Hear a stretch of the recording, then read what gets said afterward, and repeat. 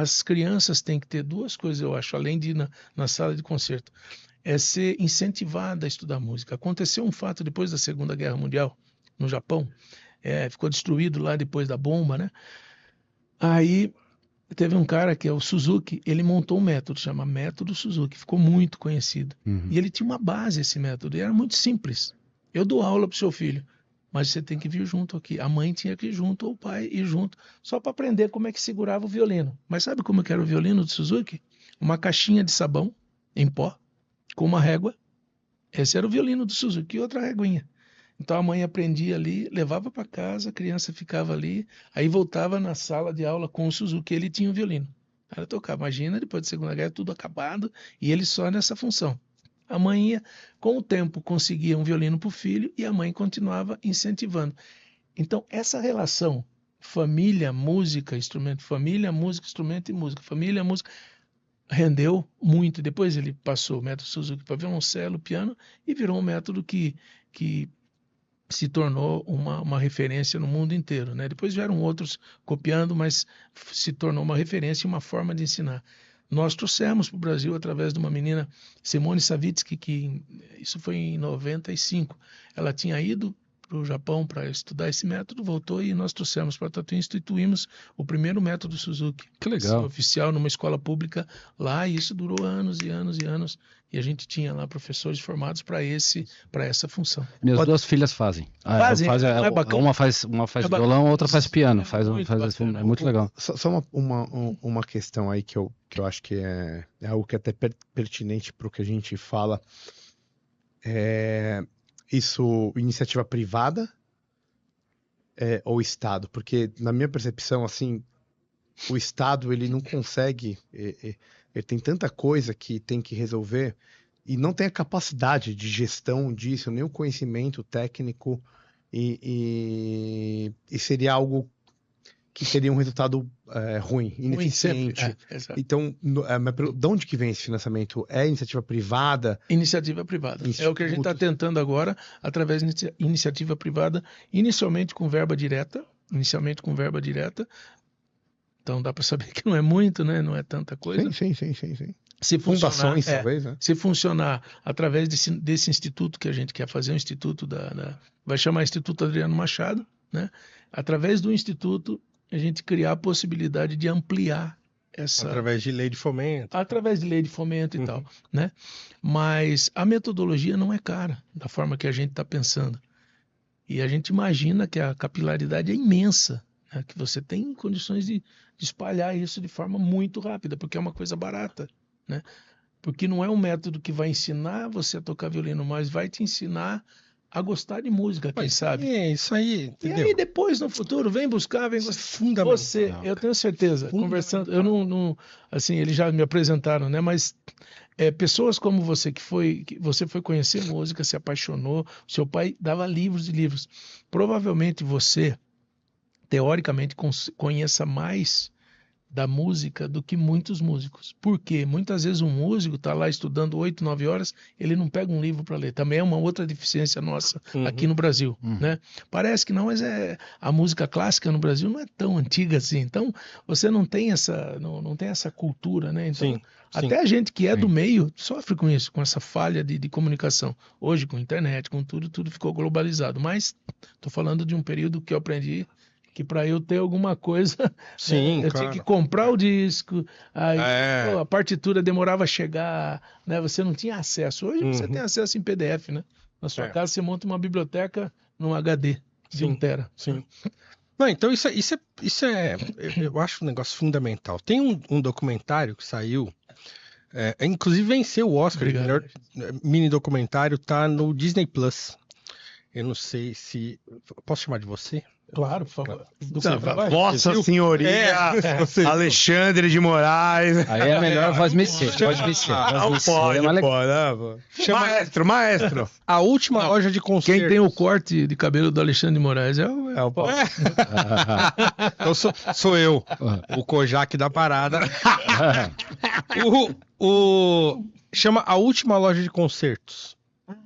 É um documentário que ganhou o Oscar de melhor mini documentário, porque só tem 30 minutos. Da contrabaixista? Esqueci. Não, daquela escola que conserta instrumentos musicais. Não vi. Eu vi da contrabaixista, que também eu sei qual que é. Ganhou Sim. Oscar lá.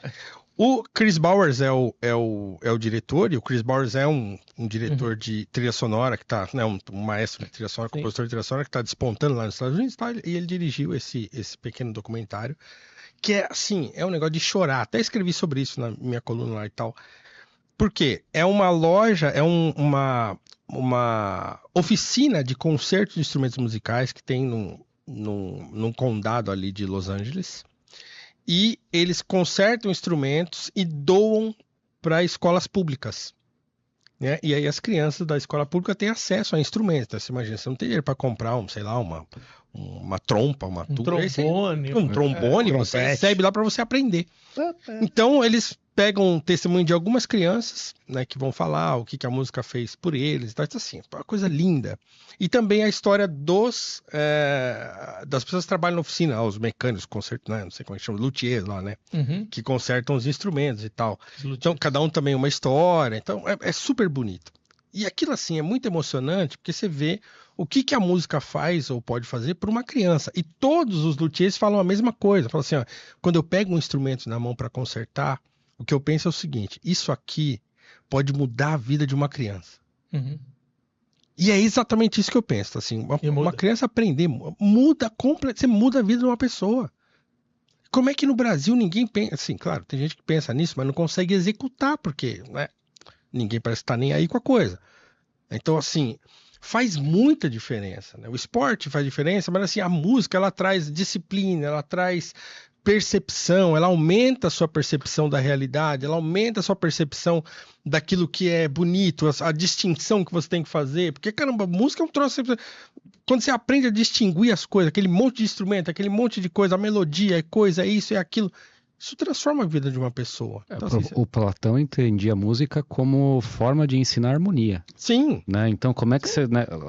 E aí você reclama da brutalidade, né? dos ouvintes e né? dos alunos, enfim, da população, né? do afegão médio, mas isso não foi sequer introduzido. Então, sim, assim, é que você ensina cálculo para uma pessoa que não sabe fazer conta nos dedos, né? Então, você precisa de alguma forma iniciar isso e essa harmonia, a noção de integridade, de proporção. Como é que você vai ensinar, como é que você vai despertar essa sensibilidade? Eu acho que é isso que acende na alma da pessoa quando tem esse tipo de disposição, né? Exato. E quando uma criança, né, às vezes é que as realidades, a gente sabe que existem, mas as realidades são mais reais quando você vai até o local. Você fala, nossa, eu já vi na TV, mas nada impacta mais do que você vê ao vivo, né? Às vezes a realidade de uma criança que vive num lar completamente destruído por vários motivos, às vezes por falta total de dinheiro, né? E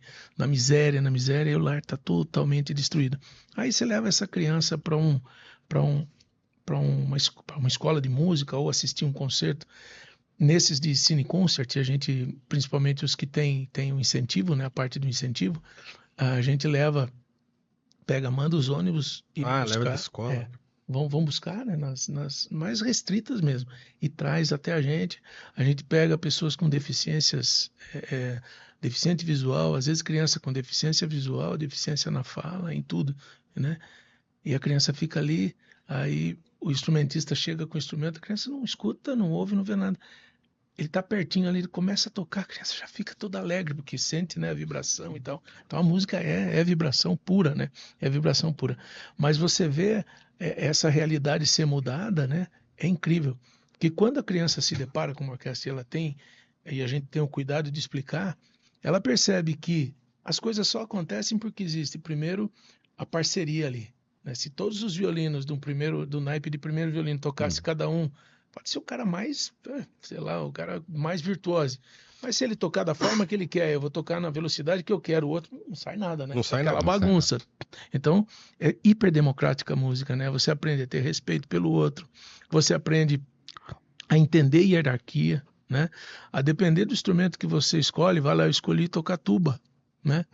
Você tem que entender que existe hierarquia. Você pode ser o melhor tubista do mundo, Existem pouquíssimos concertos a contar no dedo, né, para um solo de tuba, né? Mas você está ali sempre numa situação de acompanhador, você sempre é a estrutura do negócio. E você o percussionista que numa sinfonia de Mahler vai tocar o sininho, lá no meio do terceiro movimento ele vai... Exato. E o sujeito fica lá. Quietinho na dele, na hora certa, ele vai e faz o negócio. É o goleiro do futebol. Exatamente. É isso. Exatamente. Aí eu escolho tocar contrabaixo. Não tem muita função, mas vai lá escutar a segunda sinfonia de Mahler. A Ressurreição já começa com naipe de baixo e violoncelo. Então, e aquela coisa, né? Aquele negócio. Então, tem função, né? Tem muita função. E a criança vê aquilo e percebe, né? E aí o cara conta. Harmonia e caos, som e ruídos.